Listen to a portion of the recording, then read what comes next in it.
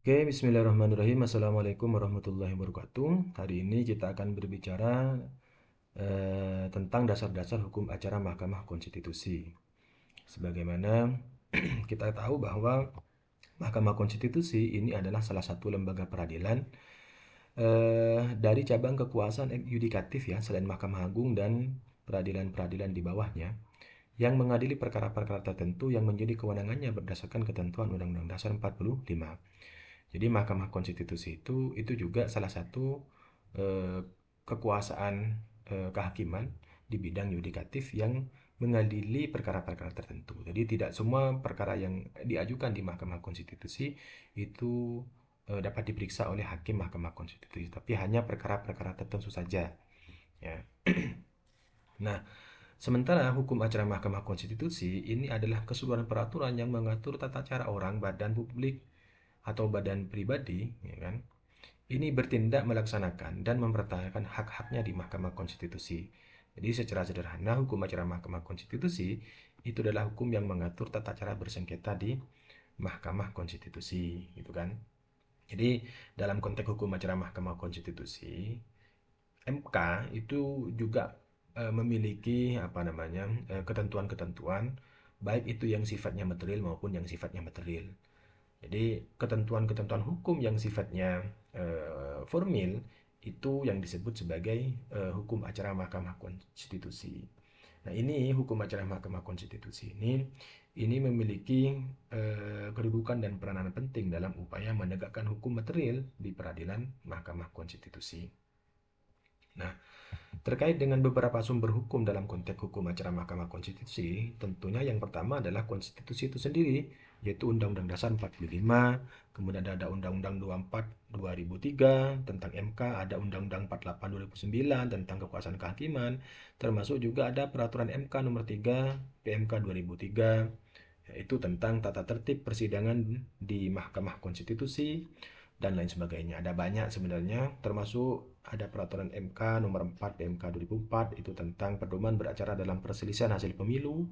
Kemudian ada peraturan MK nomor 8 PMK 2006 misalnya tentang pedoman beracara dalam sengketa kewenangan konstitusi lembaga negara. Jadi ada banyak sumber hukum yang bisa dijadikan rujukan atau pedoman ketika melakukan apa namanya eh, hukum acara Mahkamah Konstitusi.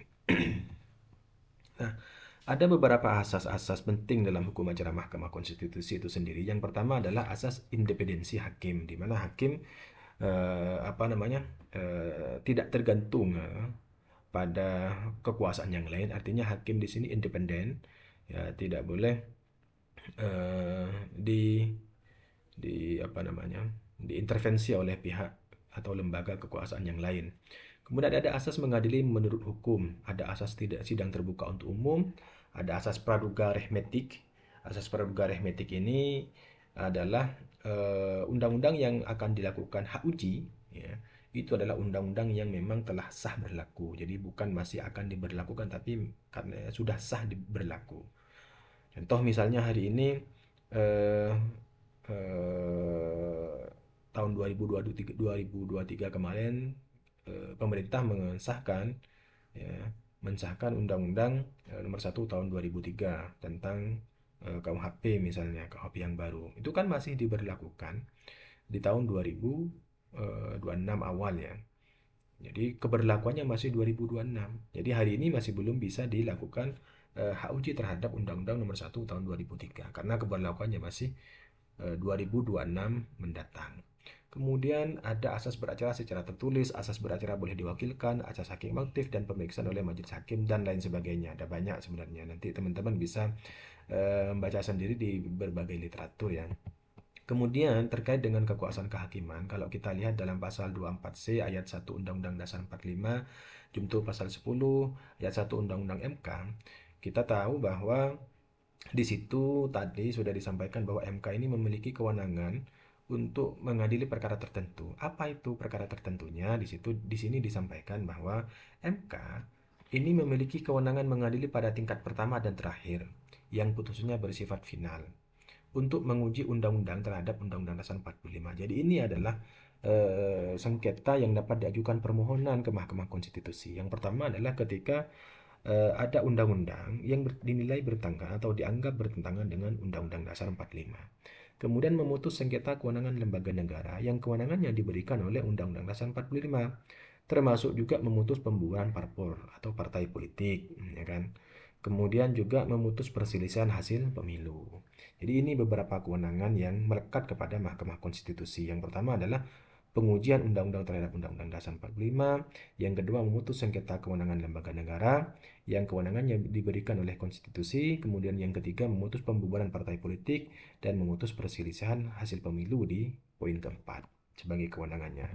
Nah, selain daripada kewenangan itu, MK juga memiliki kewajiban untuk memberikan putusan atas pendapat DPR ketika presiden atau wakil presiden ini diduga melakukan pelanggaran hukum, baik berupa pengkhianatan terhadap negara, korupsi, dan penyuapan, tindak pidana berat yang ancamannya lebih dari penjara 5 tahun, ya kan? Kemudian perbuatan tercela lainnya, atau tidak lagi dianggap memenuhi syarat sebagai presiden atau wakil presiden ya, oleh DPR. Nah, itu kewajiban lain daripada Mahkamah Konstitusi. Nah, untuk melaksanakan kewenangannya yang dirumuskan dalam pasal 10 yang tadi sudah disampaikan itu, maka MK memiliki kewenangan untuk memanggil pejabat negara, pejabat pemerintahan, atau warga negara yang memberikan keterangan, ya, untuk memberikan keterangan, ya kan, sesuai dengan eh, kasus atau sengketa yang diajukan di Mahkamah Konstitusi. Apa perbedaan pejabat negara dan pejabat pemerintahan? Nah, di sini kalau kita rujuk dalam pendapatnya Bagirmanan, pejabat negara itu adalah pimpinan atau anggota dari lembaga negara yang merupakan kelengkapan negara beserta pendukungnya. Contohnya presiden, wakil presiden, ketua, wakil ketua, anggota DPR, DPD, MPR, termasuk juga ketua, wakil ketua, hakim agung di Mahkamah Agung, atau ketua, wakil ketua, termasuk anggota dari Mahkamah Konstitusi. Kalau warga negara, ya sebagaimana kita pada umumnya warga negara Indonesia, ya kan. Nah, ada terkait dengan pihak yang bersengketa ya dalam konteks hukum acara Mahkamah Konstitusi. Ini tidak digunakan istilah penggugat atau tergugat sebagaimana dalam hukum acara perdata, tetapi yang digunakan adalah permohonan. Sehingga pihak yang bersengketa itu bisa disebut sebagai pemohon dan yang kedua adalah termohon. Namun demikian dalam konteks hukum acara perdata ini ada perkara-perkara yang sifatnya volunteer yang diajukan, ada juga yang sifatnya perkara kontentius. Nah, perkara-perkara yang sifatnya volunteer ini hanya ada satu pihak, yakni pemohon saja.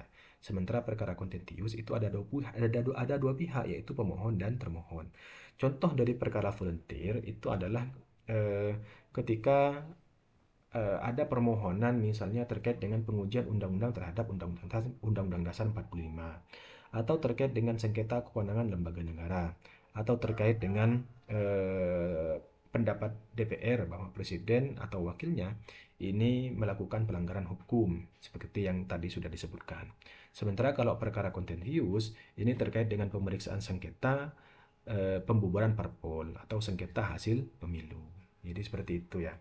Kemudian yang berikutnya terkait dengan seperti apa prosedur beracara di Mahkamah Konstitusi, itu ada beberapa tahapan. Yang pertama adalah pengajuan permohonan. Dalam konteks pengajuan permohonan, permohonannya sendiri ini harus memenuhi beberapa persyaratan, diantaranya diajukan secara tertulis, ditandatangani oleh pemohon atau kuasanya, kemudian uraiannya harus jelas, kemudian permohonan sekurang-kurangnya ini memuat uraian yang dimohon dan hak yang diminta oleh pemohon. Baru kemudian dilakukan pendaftaran permohonan dan penetapan jadwal sidang. Nah, berikutnya akan dilakukan yang namanya pemeriksaan pendahuluan. Dalam konteks pemeriksaan pendahuluan, maka sebelum hakim memeriksa pokok perkara, MK ini akan mengadakan pemeriksaan kelengkapan dan kejelasan materi permohonan. Maka jika materi permohonan ini masih belum lengkap, MK akan memberikan nasihat kepada pemohon untuk melengkapinya selama kurang lebih 14 hari. Nah, jika sudah lengkap, maka akan dilakukan pemeriksaan lanjutan, yaitu pemeriksaan di persidangan. Dalam konteks pemeriksaan di persidangan, maka MK akan melakukan pemeriksaan itu secara terbuka untuk umum. Kemudian dalam persidangan, maka hakim MK akan memeriksa permohonannya beserta alat-alat bukti yang diajukan. Kemudian dalam konteks pembuktian itu